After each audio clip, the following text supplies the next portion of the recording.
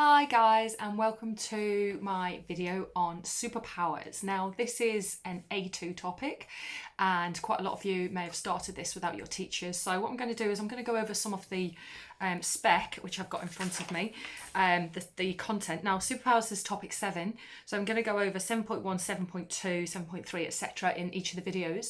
So this first video is just a brief introduction because I know some of you might be struggling in getting to grips with what this topic's about. It's one of my favourite topics, and if we start here, I've just put some of the basic principles of superpowers on here and we'll talk through them. So what is a superpower? Well, a superpower is a country or a place or a region in the world that has, I suppose, disproportionate power to other places around it. And by power, we're really talking about influence, how countries and places influence other countries and places. Now that can be hard power or soft power, which we'll get to in a minute. And the best way to think about this at the moment is the USA, because at the present time, really, the USA is the main superpower. Other places like the BRICS that you might have heard of doing globalization last year are increasing in power and influence around the world because of their economic growth and their membership of different organisations, etc., different IGOs. But essentially the hegemon, which is the main power, is the USA at the moment. But that is being challenged by different places, which we will look at in some of the other subsequent videos. So that's what a superpower is. It's a place or a country, more or less, that has influence over other places around the world. So the idea is that we can have hard power on one end of the spectrum that gives the country control or influence, and we have soft power at the other end. And really what we're looking at is that most countries have got a mixture of the two. So what do we mean by hard power? Well, hard power means things like military power.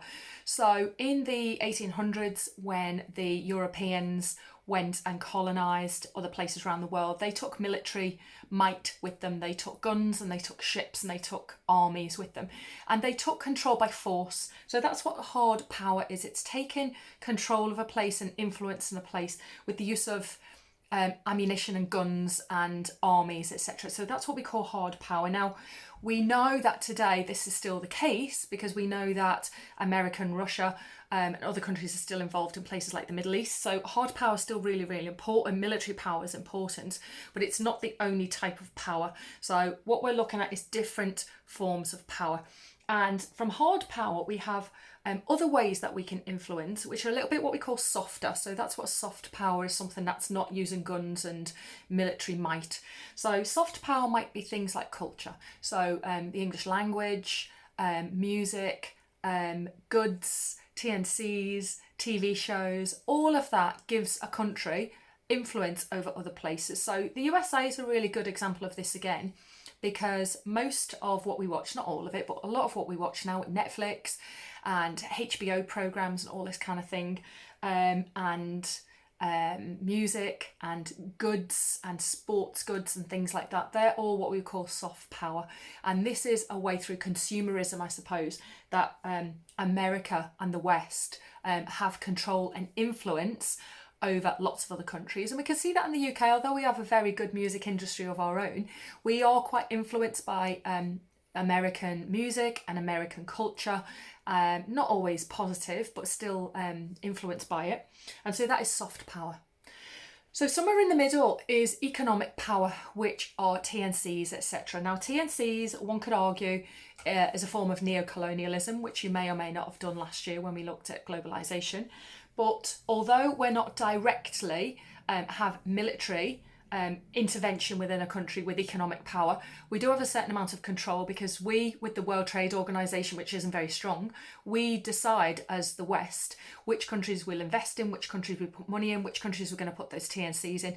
So we still in a lot of ways control those places. So a lot of the time those poorer countries don't have their own will and aren't able to say yes or no to TNCs, because they need the TNCs for economic growth.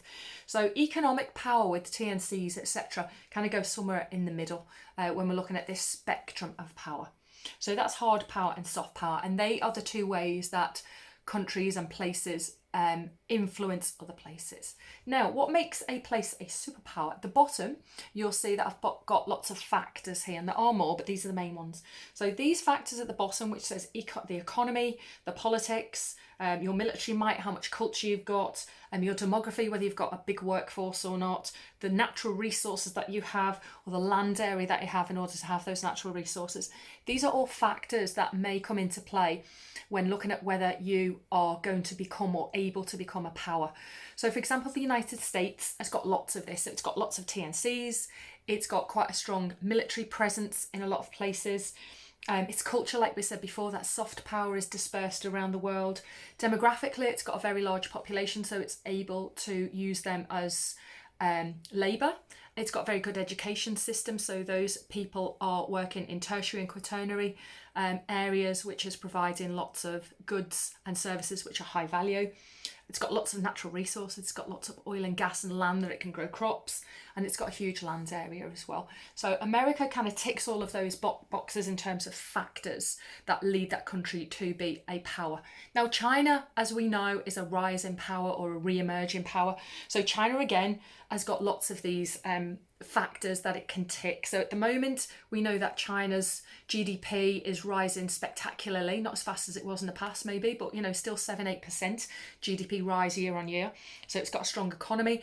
It's growing in terms of its TNCs and the amount of TNCs that it's got. That's the top 50 TNCs. A lot of them used to be American, but now a lot of them are East Asian. From a political point of view, it's not that powerful because it is communist. So although it's got an open door policy, which is a positive thing for it from a political point of view, from a military point of view, that's growing, which we'll look at in another couple of lessons. From a cultural point of view, not so great from a cultural point of view, really, because Chinese culture is not very dispersed and widespread because it's a communist country and it doesn't really want to do that. From a demographic point of view, it's got a huge population, so it's got a lot of people who want to work or will work.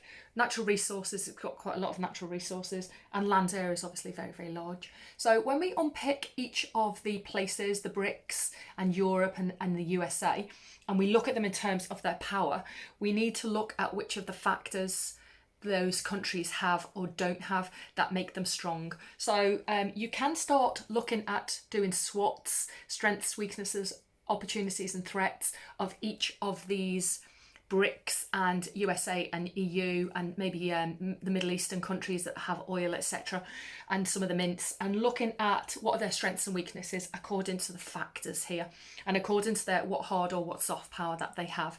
So like I said before, in the past we used to have lots and lots of hard power, that's how colonialism happened. These days there is still hard power, but there's a shift towards more soft power because it's seen as more ethical perhaps and more moral perhaps, although maybe it isn't in a lot of ways, especially TNCs with neo-colonialism.